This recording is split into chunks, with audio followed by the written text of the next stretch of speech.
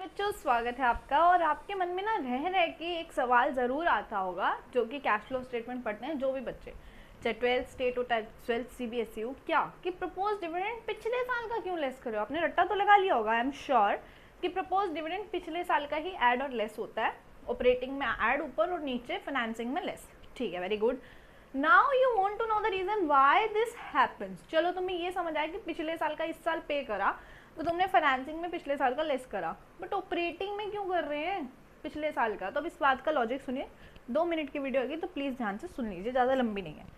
देखिए, एक financial year शुरू हुआ, मैंने एग्जांपल लिया अप्रैल 23 और मार्च 24। ठीक है, फाइनेंशियल ईयर स्टार्ट होता है।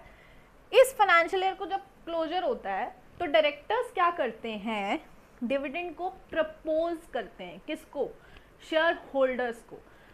नाउ मार्च के एंड पे उन्होंने प्रपोज करा कि हम भाई इतना डिविडेंड देना चाहते हैं। अब शेयर होल्डर्स कब मिलते हैं सारे के सारे?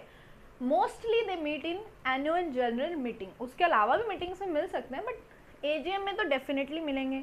ठीक है, वो कब होती है? सितंबर 24 के आसपास। मतलब ऐसा नहीं कि 24 में ही होगी, हर साल होती है, बट ईयर एंड के क्लोजर से आफ्टर फ्यू मंथ्स होती है, 5-6 मंथ्स। ओके, चलो हो गई। तो उस मीटिंग में जब शेयर होल्डर्स और डायरेक्टर्स मिल के बैठेंगे, देन दे विल डिसाइड कि भाई देना है या नहीं देना। दे दिया, चलो उस टाइम पे डिविडेंड होता है डिक्लेयर। देखिए ध्यान से सुनिए, प्रपोज यहाँ हुआ, डिक्लेयर यहाँ हुआ। और कभी भी लिखा हो ना प्रपोज डिविडेंड, तो प्रपोज डिविडेंड फ्यूचर में पे होगा नहीं होगा, इट्स नॉट ए गारंटी। लेकिन भाई डिक्लेयर कर दिया ना, पूरी दुनिया को तुमने ढिंडोरा पीट दिया, तो अब तो तुमको देना ही पड़ेगा।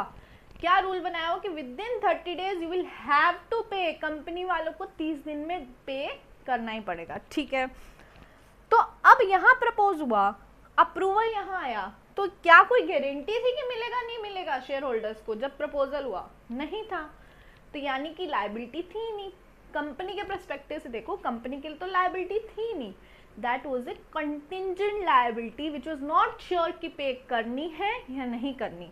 इसीलिए इस साल के जब फाइनेंशियल्स बने होंगे ना, उसके अंदर नीचे फुटनोट में डाला होगा contingent liability of proposed dividend.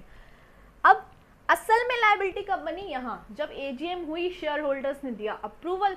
तो शेयर होल्डर्स ने जब अप्रूवल दिया तो इट हैज़ बिन डिसाइडेड कि भाई प्रपोज डिविडेंड को फाइनल डिविडेंड बनाना है नहीं बनाना, मतलब उसको पे करना है नहीं करना। तो जब डिसाइड हुआ तभी तो पे हुआ, यानी कि प्रपोज डिविडेंड यहाँ पर कंटिंजेंट लायबिलिटी होता है। जब यहाँ आ जाता है ना, तब पता चलता है वो एक्चुअल में पे होगा या नहीं होगा।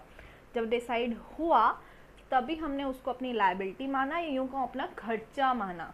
ओके, खर्चा माना, पे नहीं किया तो वो लायबिलिटी बन गया।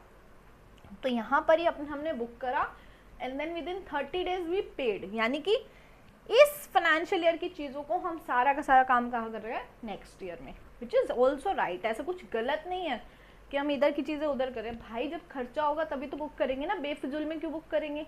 ठीक है, दैट्स वाई जो यहाँ पर पेमेंट हुई उस डिविडेंड की हुई जो इस फाइनेंशियल ईयर में डिस्कस हुआ, और बुक भी वही हुआ जो इस फाइनेंशियल ईयर में डिस्कस हुआ। दैट्स वाई ऑपरेटिंग में प्लस भी ऊपर वही होता है और फाइनेंसिंग में लेस भी वही होता है। आई होप आपको समझ आया हो। वीडियो पसंद आई तो वीडियो को लाइक करके ना, चलो बाय बाय, टेक केयर। और हाँ, एक सबसे इंपॉर्टेंट पॉइंट, वीडियो के डिस्क्रिप्शन में मैं स्टेट बोर्ड, CBSE और 11th की प्लेलिस्ट डाल दूंगी। आपको जो रेलेवेंट वीडियो लगे प्लीज़ वीडियो को देखना।